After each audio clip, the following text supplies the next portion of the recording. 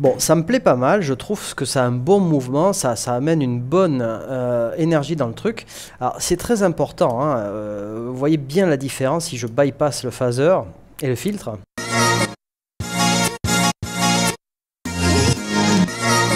Super, ok, c'est intéressant, mais avec le phaser et le filtre, évidemment, ça tout de suite, c'est ça la production, c'est-à-dire que ça sonne produit, ça sonne pas posé là et faisant ce que tu peux, ça sonne posé là, travailler, broder, produit. Ok, c'est ça le sens du mot production.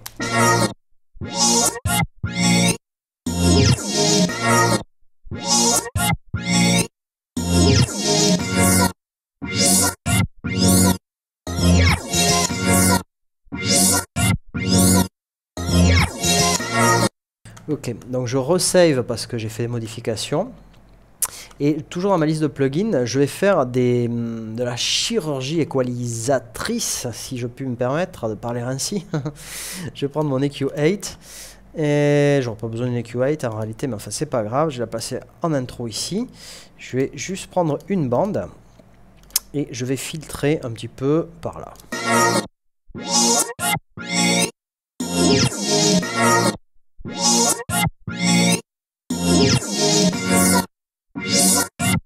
Alors l'EQ n'était pas assez précise, dans live j'arrive pas à m'y faire, hein. Réflexe dans Logic d'aller prendre directement l'EQ de base, mais dans live ça marche pas, il faut une EQ plus précise pour faire ces réglages. On va aller dans les plugins VST. Et est-ce que je vais sur du Sonox? Je fais toujours attention à, puisqu'ici je suis sur un iMac, je fais attention à prendre du plugin qui ne bouffe pas trop de DSP tout en étant de bonne qualité.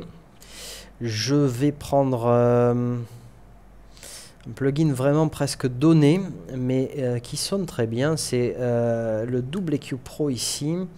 Tiens, je vais le prendre en stéréo véritable. Voilà.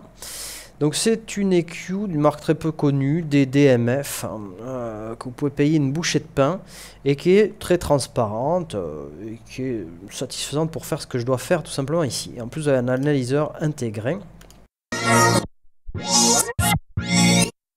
Alors ça vaut pas d'autres analyseurs, mais en tout cas, ça peut toujours être pratique. Donc on va créer une bande. Je vais prendre Low Pass Filtre 24.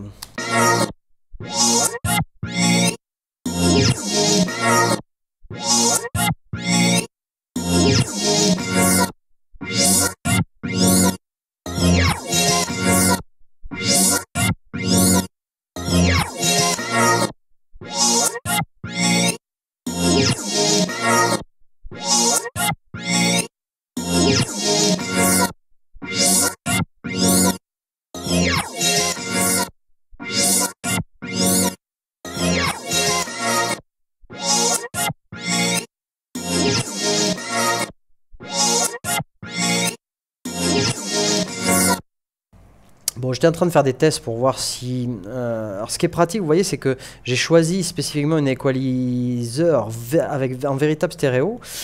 Pourquoi? Parce que ça me permet d'avoir une bande de coupure légèrement différente à droite et à gauche.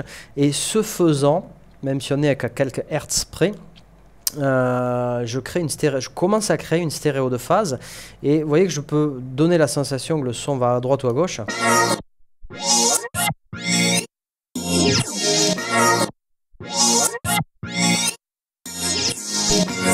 Tout simplement en équalisant, en coupant à des fréquences différentes mes deux sons, ok?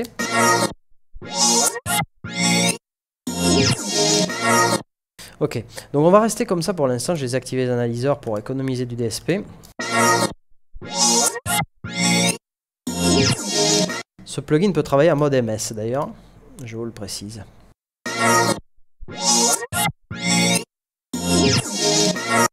Bien, on va rester comme ça pour l'instant, c'est juste une équalisation de nettoyage. Vous voyez ce que j'enlève comme fréquence.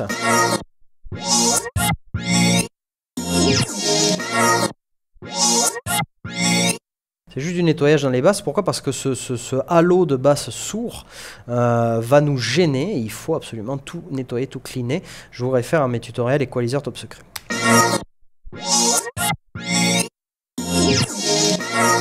Cela étant fait, on passe dans le phaser, on passe dans le filtre. Je vais quand même rajouter une EQ supplémentaire. Et ce coup-ci, je voudrais une EQ colorante, ou en tout cas un filtre colorant peut-être. Donc je vais me servir d'un plugin que j'affectionne particulièrement et il s'agit de Sugar Byte. C'est un autre filtre, c'est pas vraiment une EQ, mais enfin ça va nous faire l'affaire. Donc c'est le deuxième filtre que je vous conseillerais après le TAL Filter qui est gratuit. Donc celui-ci chez Sugar Byte c'est payant.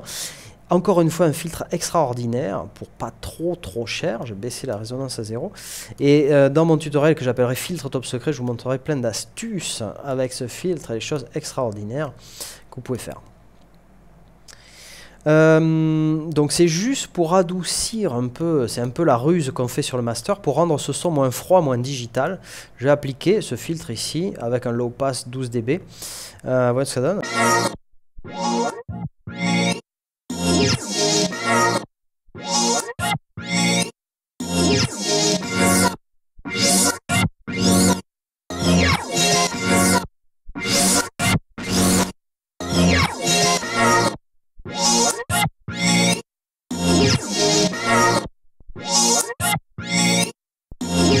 Voilà, est-ce que vous sentez la différence quand j'active et que je désactive le filtre? C'est pas grand chose, hein, c'est pas un truc où on fait waouh, mais simplement c'est plus doux, c'est plus analogique avec le filtre, tandis que sans le filtre c'est très froid, ça agresse les oreilles, ça fait mal aux cheveux comme j'aime bien dire. Surtout quand le TAL Filter s'ouvre à fond ici.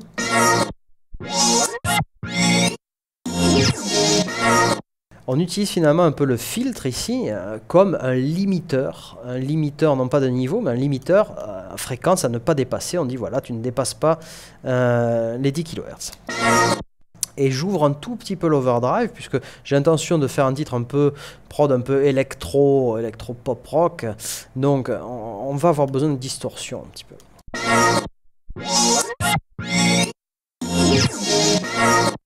Bien, donc ça, c'est une possibilité.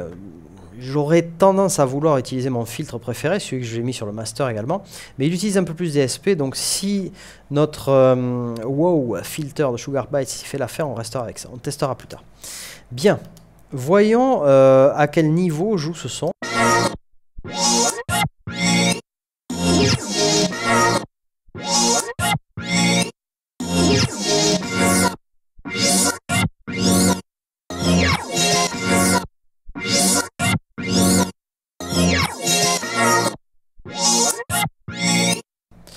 Je suis quand même pas fanatique du son de ce filtre pour cette piste-là, attention. Hein. Je vais essayer quand même mon filtre préféré. Donc Sound Toys, Filter Freak 1, ça suffit, il n'y a pas besoin de sortir le 2. Voyons la différence.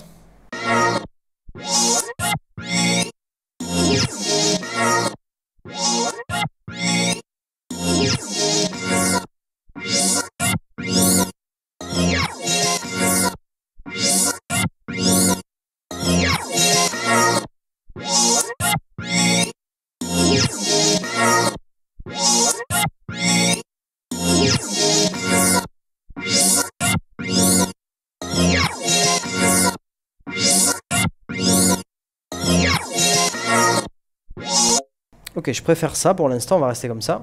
Et je refais donc une petite sauvegarde, toujours sous le même titre, voilà, très bien. Je vais également insérer un limiteur. Pour ce faire, je vais juste prendre le limiteur standard fourni avec Live, parce que c'est pas dans le but de faire quoi que ce soit au signal, mais juste au cas où de limiter les extrêmes crêtes, si jamais il y en a, mais je pense pas qu'il y en ait. Voilà, ouais, c'est juste des toutes petites pointes qui se produisent lorsque l'ouverture du filtre va trop fort. Je vais d'ailleurs pousser ça un peu.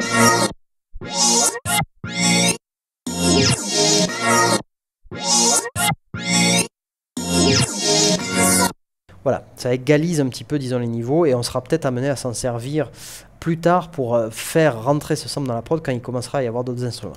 Donc limiteur en dernier sur cette piste sample, et d'ailleurs je me demande si je vais pas plutôt le mettre sur la piste sidechain. Non, on va le laisser là, ok, c'est bon comme ça.